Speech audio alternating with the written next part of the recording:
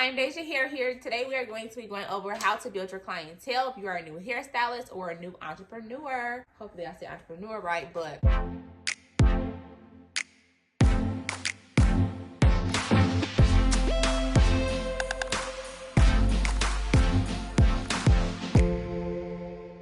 if you provide any type of service, this is for you.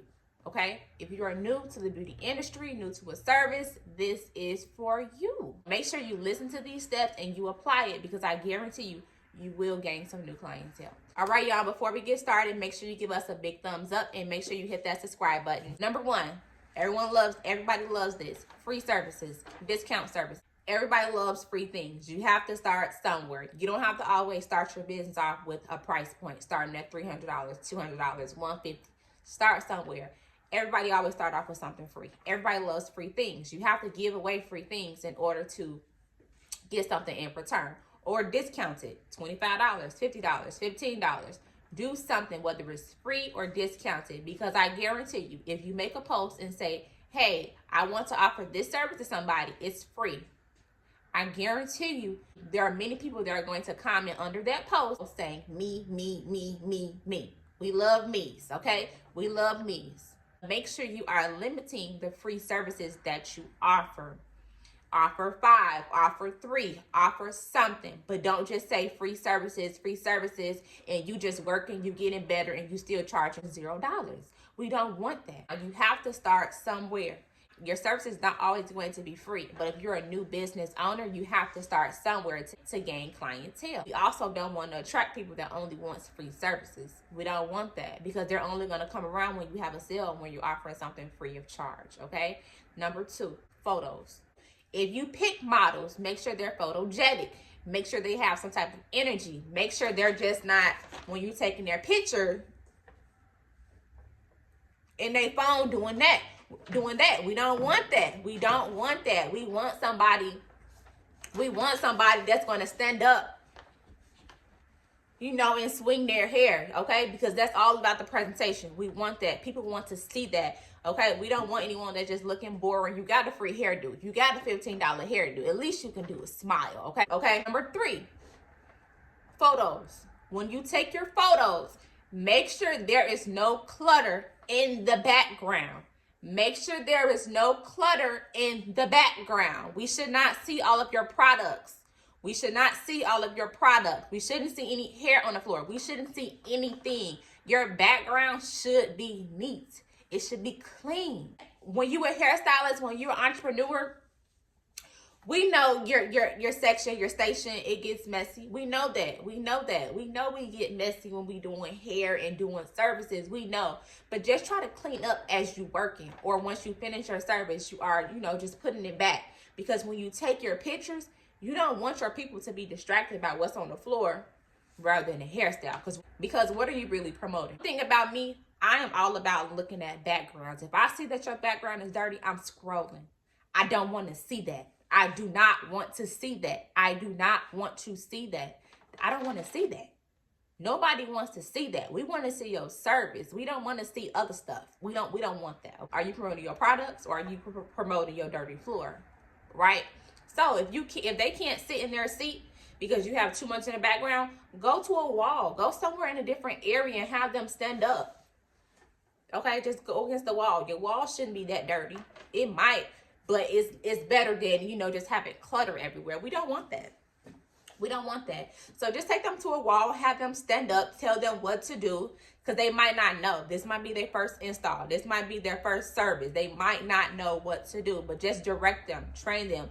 You might not know what to do, but have them to do something. Number 4, also, when it comes to taking your pictures, make sure your lighting is good. You want to make sure that you have great lighting.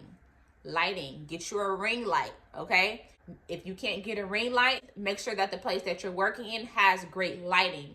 The inside of the building has great lighting. Or make sure natural light is coming in. Sometimes you don't even need light. You just need natural light that's coming in from the outside. But make sure that you have great lighting and a clean background, because that makes a big difference. You want to make sure that you have social media pages. You want to make sure that your future clients, that they are able to locate you Where are you? Where's your address? Do you have a booking site? Do you have an Instagram? You want to make sure that you have social media that they can reach you.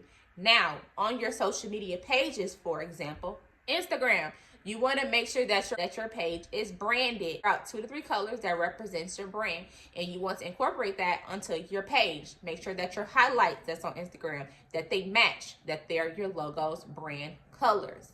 All of that is very important.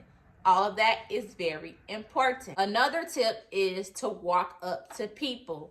Now, you might not be a people's person, but you have to be a people's person if you're looking to gain clients. Go up to people. Go up to people. Hey, my name's Deja. I love your hair. Who did that? Oh, really? Okay, I do hair also. Can I give you my card? You're walking past people all day, every day, not saying anything, but yet you can let somebody know who you are, what you do, what your brand represents, and they might be a future customer. So make sure you are walking up to people. And that'll lead us to another tip. When you're walking up to people, make sure you have something to give them. You have 2 options. You can give them a business card, or if you can't do a business card, give them a digital business card. Make sure if you choose a business card, your business card is basic, it's nice, it's pretty, because people love cute, fascinating things. You want them to be like, oh wow, you know, this is nice. Okay, I'm gonna take a look at that. Like, oh, okay, I like this. This is nice. They're gonna notice your business card first before they notice your service. Because once you give them your business cards, they're gonna take a look at it, and then they may go to your page. Now, if you don't have any business cards handy, there's an app that you can download. It's called Hello. Download an app where you can download a digital business card. It's always on your phone. They're going to give you a QR code. It will always be on your phone. You can have it on your lock screen. You can have it on your as a screensaver. Just have it on your phone. You can go up to people, and the digital business card is already on your phone. All you can do is, hey, here. They're going to pull their phone out, they're going to take a picture of it, and it's going to appear on their phone. That is a digital business card. Digital option is more convenient because it's free, because it's $0. It's $0. It's free. Just create an account, type in your name, the service that you do, and boom, it's on your phone. Or if you want to create business cards, you can go on Etsy, get a template. You can use Canva, create your own. You can make your own business cards. But those are 2 options that you can use for business cards. Hashtags. Hashtags are very important. When you are posting your work, you want to make sure that you're using hashtags because you want it to reach different audience in different areas. Make sure you are using your state in your service or your city in your service. For example, Chicago wigs, Detroit wigs, North Carolina hair, North Carolina bundles, North Carolina braids. You know what I'm saying? Make sure you are using your city in your service and your state in your service. Also, make sure you are also using other hashtags that's in your industry. For example, if I do wigs, Detroit bonnets, Detroit edge control, Detroit frontals, Detroit, you know what I'm saying? Make sure you're doing things that's in the same industry so it can reach a larger audience, because you might reach somebody that's looking for bonnets, but once they click on your hashtag, they may get on your page and notice your work. Now you have a new client. But make sure when you are using these hashtags, you can only use 30. Use 30, but never use the same hashtag on every post, because Instagram will shadow ban you and you do not want to get shadow banned. Make sure when you are posting your work, you are posting reels and videos. You will reach a larger audience if you post reels and videos rather than just a picture. Because when one person likes it, it takes it to the next person. It helps your algorithm on Instagram. You can customize it. You can add effects. You can add music. Make it interesting. But make sure you are using reels and videos. You can show all angles in one video. What music are you going to be playing in your reels? Make sure it tends to your audience. Also on Instagram, make sure your Instagram bio, that it is set up correctly.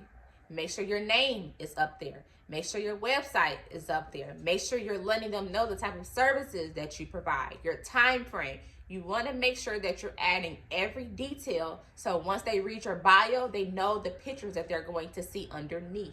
They know the type of business that you offer. So when they go to their page, they know exactly what it is that you do. Now, another tip, when it comes to taking pictures, you want to make sure that your captions are right. You want to make sure that you have good captions. Make sure that it has the type of service, that you're posting, and also benefits. How can I benefit from a sew-in? How can I benefit from acrylic nails? Why is it in style? If you're posting a video of some braids, let them know this is a braid down for a sew-in, traditional install. Let them know why you are posting the braids and why is it beneficial. Why do they need this service? What will they get from this service? Get you a product to sell. For example, hot combs. If you're doing clients' hair, girl, this is getting your hair flat. How do you get my hair this flat? This hot comb. Make sure you get you a service. How do you get my part so straight? Girl, this comb is the best comb in the world. Sell it. Because they don't know anything about your industry. They don't know anything about your product. If you tell them that this is the comb that gets your hair straight, this is the comb that gets your hair straight, all you have to do is just do this. Get a comb. Girl, how did you get my hair this straight? This comb right here. Girl, I'm telling you, this is the best comb. This comb will get you the cleanest, the straightest part you have ever seen. I'm telling you, get you one. Sell it. That's the extra income that you have coming in. But get you a product. Product sell. Why not sell products? If you're using a flat iron, find your own flat iron. Get you a product. Products sell. You know, if you're already buying your own products, why not sell it? When you get these clients, listen to your clients. Listen to your clients. If your clients tell you my baby hair is too long, change it. One thing that you should always do is your service. You always tell your client that you're finished. Is there anything that you would like for me to change? Because not everyone's face shape is the same. This baby hair might look cute on this person, but it might not be cute on this person. Even if you do good work, it's not going to always look the same on everybody. Listen to your clients, because I guarantee you, if you listen to them and you ask them, is there anything that I can change? They will always come back because you're listening to them.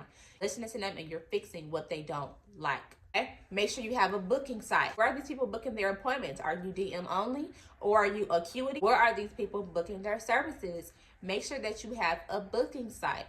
Set more. There are plenty. There are plenty of booking sites that you can have. There are some that's free. You don't have to pay for anything. And there are some that does cost monthly.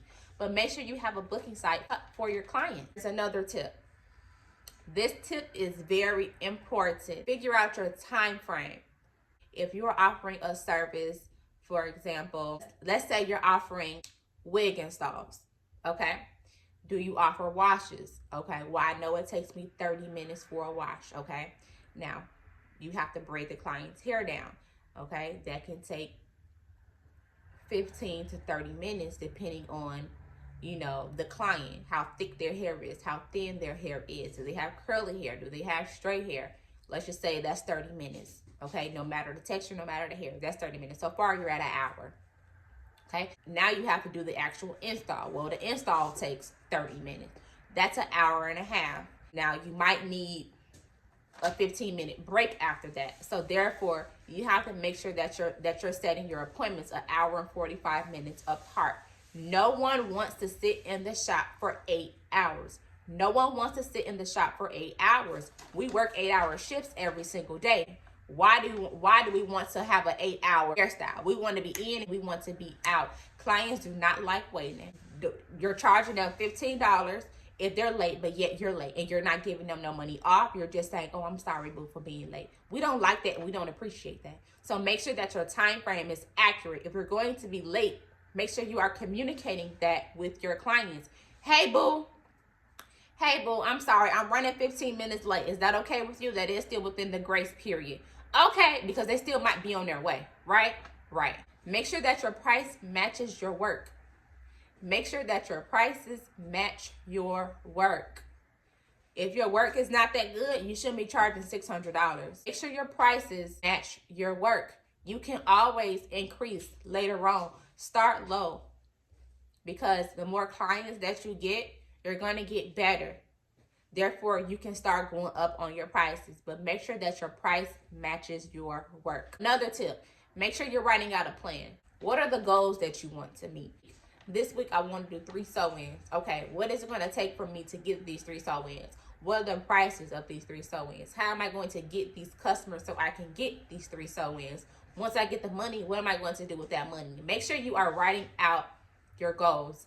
what you want to do for the week. Lastly, make sure you are using all social media platforms. These platforms are free. Why not use them? Get on Instagram, Facebook groups. Get on all social media platforms. They're free. Why not use them to find your clients? That's all that I have for you today. Make sure you like, comment, and subscribe, and comment any future videos that you would like to see.